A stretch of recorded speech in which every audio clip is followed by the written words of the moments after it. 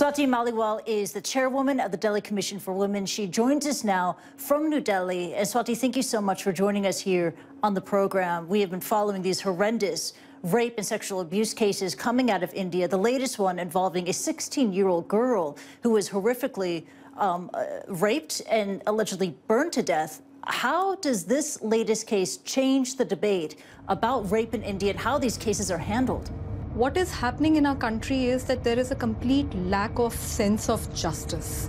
People are just not scared. People feel that they can get away with anything. They can get away with rapes. They can get away with any kind of a sexual assault on a woman, and nothing will be done on them. Families of the victims and activists like yourself want justice. Families of the 16-year-old victim approached a village council. Their decisions are not legally binding, so why do these village councils continue to exist in today's 21st century India? It's a complete breakdown of law and order. There is a breakdown of systems, and there is a reluctance from the government to actually help. If you look at the capital, if you look at just the capital is presently lacking 66,000 additional police force. The Delhi police for the past 10 years have been demanding 66,000 police force, and they have not been given even a single officer till now. What is the result? Result is when you go down to any of the police station, each and every police station is functioning at half its police strength. Narendra Modi, his government certainly under a lot of pressure right now to do something. Narendra Modi's line has been, don't politicize this. But do you think, yes, this needs to be politicized because there needs to be action, there needs to be justice? I think it's very unfortunate that the Prime Minister said something like this. If you raise an issue, he links it to politicizing it. Why doesn't he provide proper police resources to the police across the country? Why doesn't he ensure fast-track courts should be made? Why doesn't he ensure that strongest punishment should be delivered? Instead of doing that, he is actually, I think it is he who is politicizing the issue.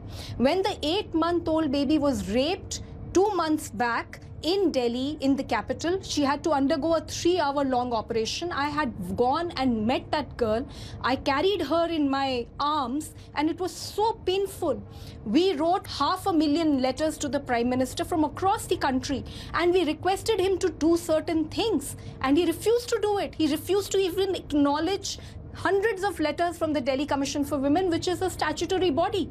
And finally, when I sit on a hunger strike, that is when he reacts on the 10th day of my hunger strike, and he gives the country certain systems. I appreciate that, but the speed at which things are going right now, I really don't know how will it happen. The government recently acted in the form of an executive order that would make the rape of a baby, of a girl younger than the age of 12, punishable by death. It has yet to be passed by India's parliament, but if passed, how effective could that be? It will only be effective if the law is implemented in its letter and spirit. The law says that within 6 months the cases will be heard.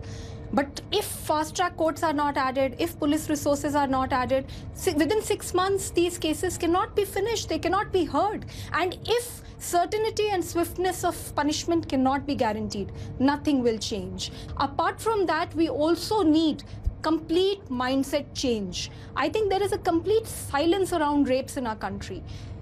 People are molested, women are molested in buses, and people move on, and there is no conversation, there is no hue and cry. I think it is important, and that is what our movement is trying to do. It'll be a long and tough but necessary battle ahead for justice. Thank you so much for joining us. Thank you.